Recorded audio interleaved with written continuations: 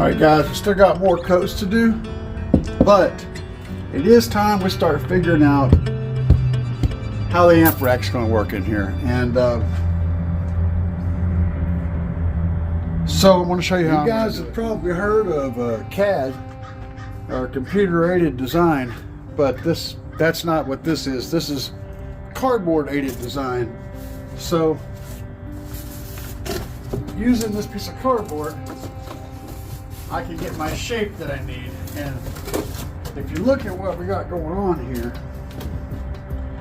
I've got this shape right here, which is a nice curve to it, and it also kind of curves back here, but not really. So it's kind of straight actually. So mainly I just got this curve, and then the rest of the measurements are pretty good, except right in here I have a hump that I have to cut out. Well, let's focus on this part first. I want the amp board to follow this line essentially. So the way I can do that is get right in your way so you can't see what's going on. Get the cardboard up here where it's nice and straight, right? And then I want to copy this shape here over on the, but you're going to get your cardboard where you want it, and then create a gap in your hand and your pen, something that you can keep the same, right? In this case, I'm just going to make this shape here with my hand, and I'm going to use my fingers to follow that gap, and then I'll just use my eye to finish it here.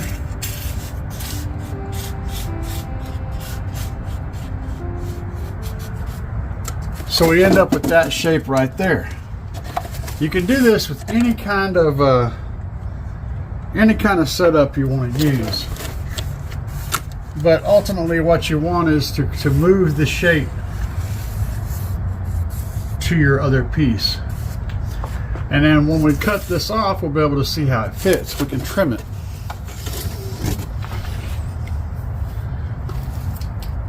And you can use a knife for this, a knife and a table, but I'm going to be using this little pair of crappy scissors. This doesn't have to be perfect because we can modify it as we need to. So you want to keep those little shavings, as you may need to put it back on. If you do it wrong, you can always tape it back together. So then you try your piece and you see how it looks, right? So that looks pretty good. Here's the thing though. I want my board to come over into this crack right here. You see? So I'm going to add that to the design.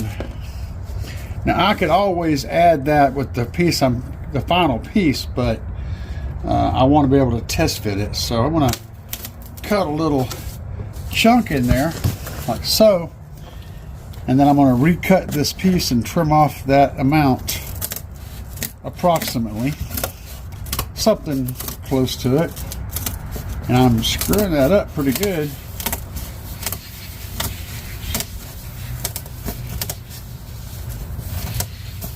And this is all kind of an approximation, so you just have to keep playing with it until you get what you're looking for. Yeah, let's see here. That looks pretty dang good right there, guys. That's pretty accurate right there. That comes up in there and fills in that space, and then it follows the line down nicely. I'm liking that. Now on the other corner, I don't have enough cardboard to continue down there, but this part up here can continue back straight, and this part continues down straight. So now that I have that, I know what that design part should look like. So now I just need my overall dimensions from flat to flat, the longwood dimensions, because that's the overall cut's going to be this size, and then we'll have to cut the other part out. So we're looking at leaving a little bit of space at the bottom for floor imperfections. It doesn't have to go all the way to the bottom. We're gonna make it, I think we can make it 42. I think 42 is a good number. That leaves a little bit of room down there at the bottom for things to not be perfect. And it's always better to go that route. So 42 is a good number.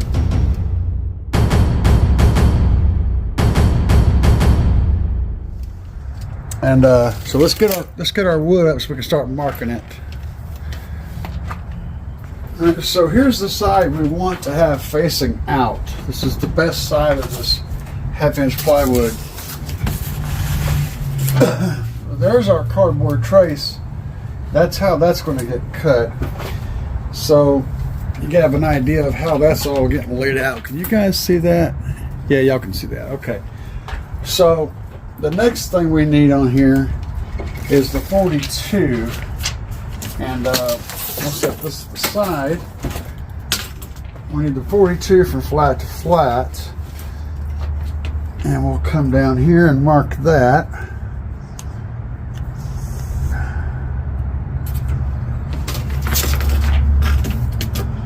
And then we're going to figure out the other cuts too.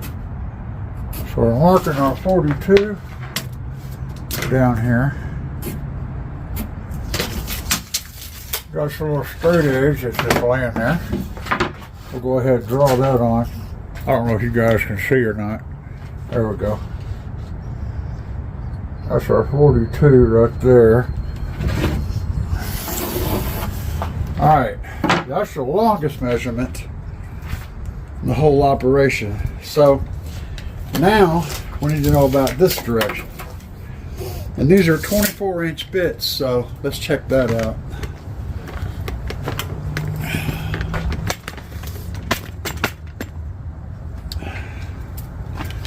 All right, so if we run our tape back in here 24 inches, it looks like we have, it's almost exactly what ends, it just goes to about a 1/2 inch past the box, so that's perfect.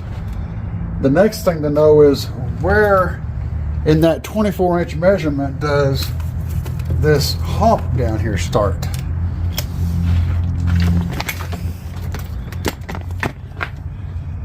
So as y'all can see, the 24-inch measurement starts here, right? And we're coming up a little bit. We can always trim that out. But then right here, we have a hump that starts to go up. And we've got to go up over that hump to continue back.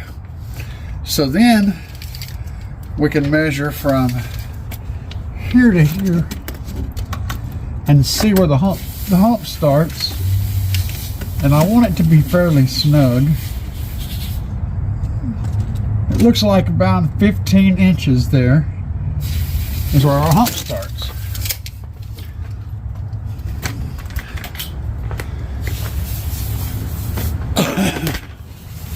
So we go over here and we get our hump starting measurement. This is the bottom right here. So if we come over 15 inches, we know our hump starts there. We know that this is going to stay, and then we're going to have to go up some kind of way right in here, right? Let's go back and see what we can do there.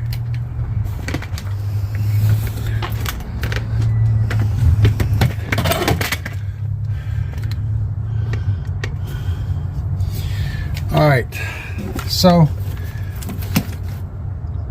I know about how far it runs. It runs back about to the end of this box. So looking in here, it looks like we can, that one cut up can carry for a long ways back into here before we have to change the plan. So let's see how much distance that is before it has to shift gears.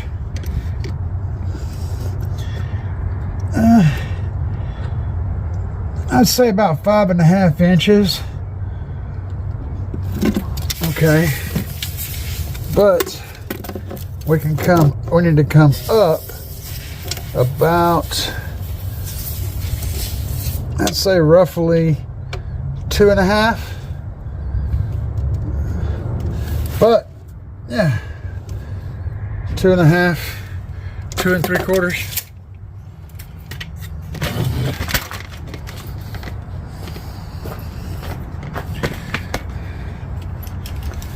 So at this mark here,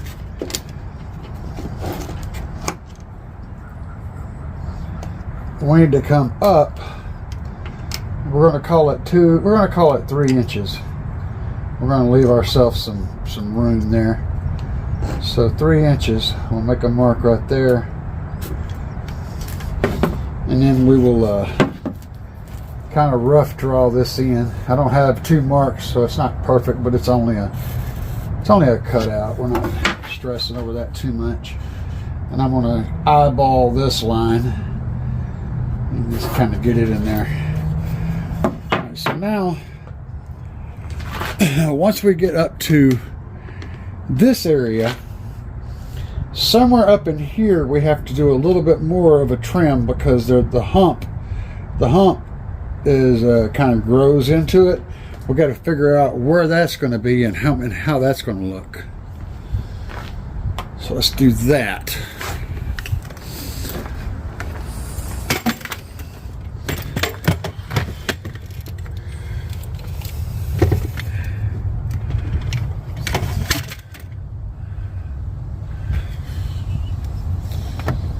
All right, so we ran back in here and done that part. I think just like a 45-degree angle up is going to put it in a pretty good place. That's what it's looking like to me.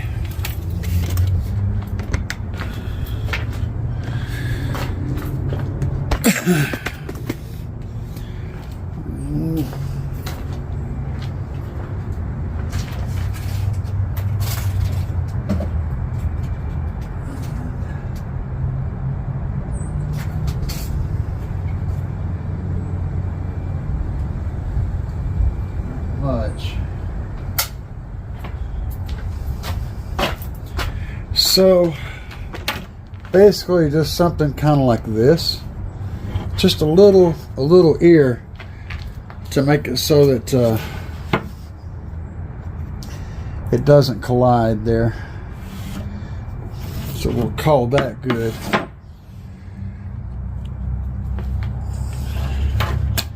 Now that's our bottom. That side's straight, this side is straight, and the top gets that funky cut from our CAD software.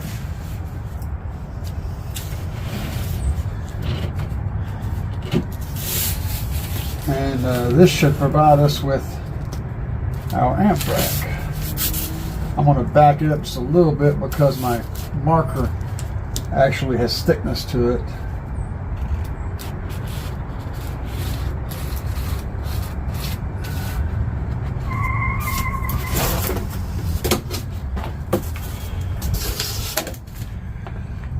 So there is our board. Let's get that sucker cut out. I think I'm just going to grab the jigsaw for this whole operation. All right, we got the stroke erase back out. Is the sitting jigsaw for our operation. Dethroned his predecessor due to mechanical malfunctions. So, real quick check here to make sure there ain't nothing under there that I don't want to lop off. Let's get this cut.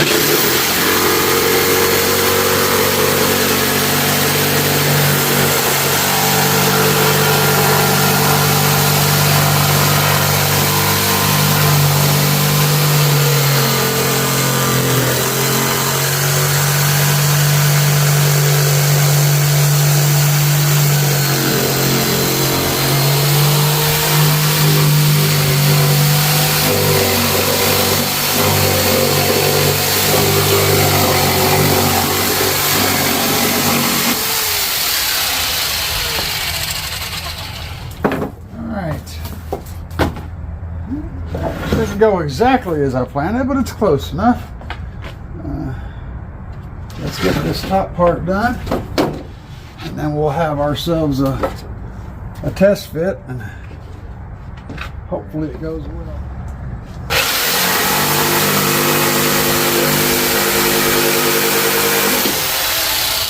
I'm going to make a corner on this one because it has a real sharp edge on it.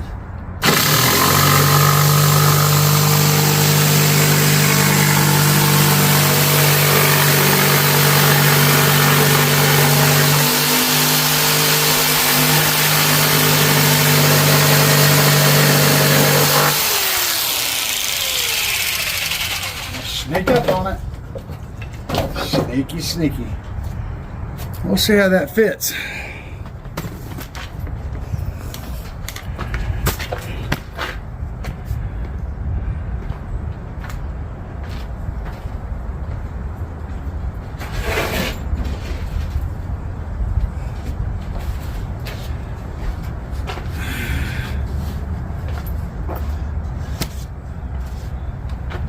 Couple of things that'll get you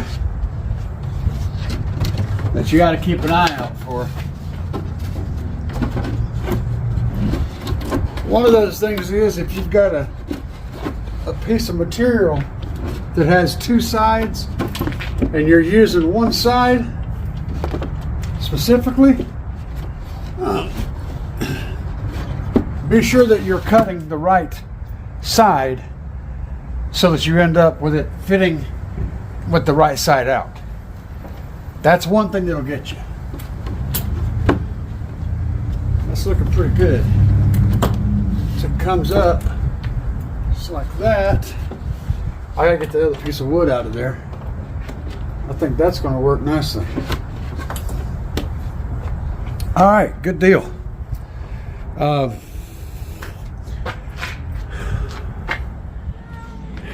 Yes, I laid it down on. All right, guys, I'm going to get out the Slapz audio 4 channels. We're going to need both of those guys out and big amplifier to get the positioning figured out. All right, so we got our Shock 8K in from Slapz audio, and we're going to get it out of the box so we can do some reviewing, and also to figure out the placement of all the amplifiers on the amp rack. Not sure how this opens exactly. We will pretend like we know what we're doing and hope for the best. Fake it till you make it. Is that what they say? Mm-hmm.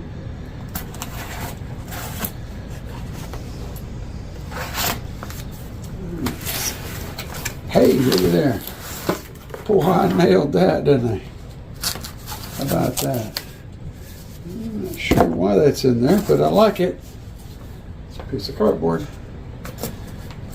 Guys, this is the Shock 8K. What do we have in here? All right, we got our owner's manual in here. That's very nice.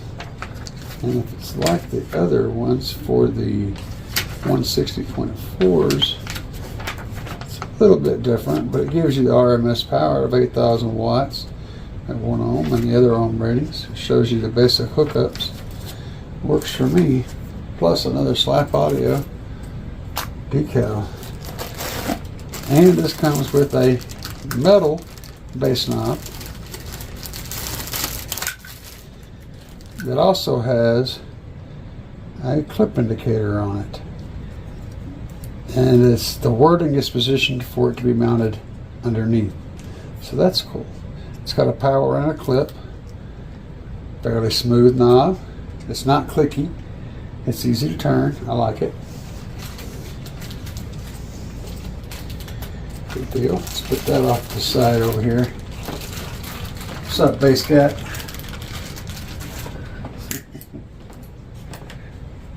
Oh, see him sneaking in? Yeah, you can. You can see him. He's checking things out. He's my and Vistacat. Got 2 Allen keys and some mountain screws.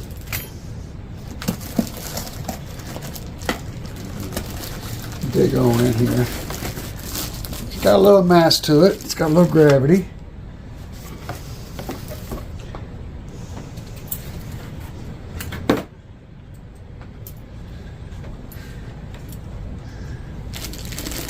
Got a little bit of gravity in it.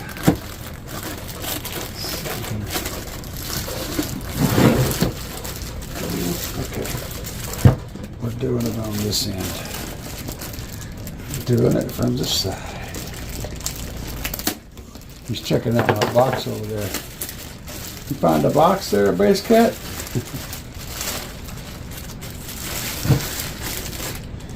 See, he goes around being disguised as a cat named Pumpkin. But when I hold my sword to the sky and shout, "By the power of Grayskull!" he becomes Bass Cat.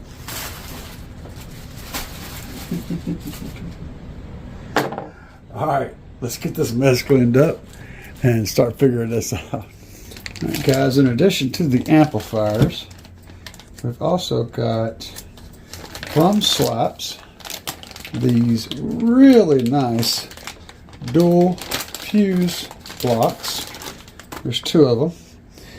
And you can get the, the big 250, 300, whatever amp fuses in here. And you got 3 ways on this side and 2 ways on this side. They'll handle alt gauge down here and alt gauge up here. I think there's a sleeve to go in there to make it smaller on the sides. I don't know.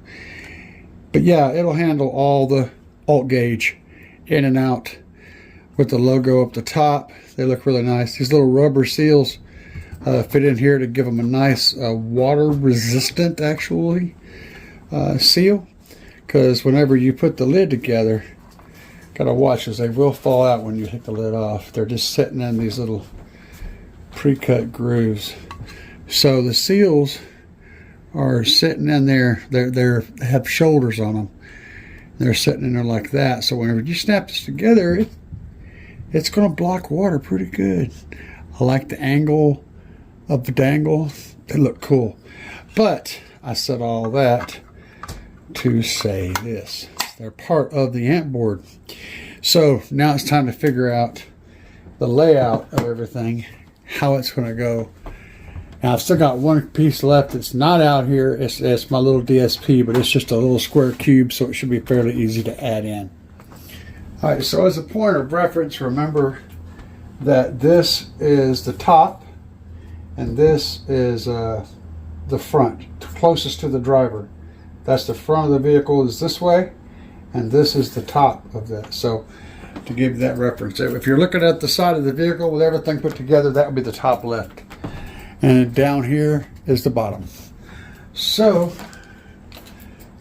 I got a couple things I'll point out. First of all, now back in here there's not much happening, but down here is where the power actually comes in, that goes to it comes from the front of the vehicle, the 2 alternator wires. I could run straight into an amplifier, but that defeats the purpose of it. I got to put a battery in back here, and I've got to put fusing in back here to fuse that wire from that battery at the various length. There's lots of things that have to happen back here. So let's look at that and see how we can make that work and make it make the most possible sense. This is going to require a lot of staring at it and a lot of thinking about it.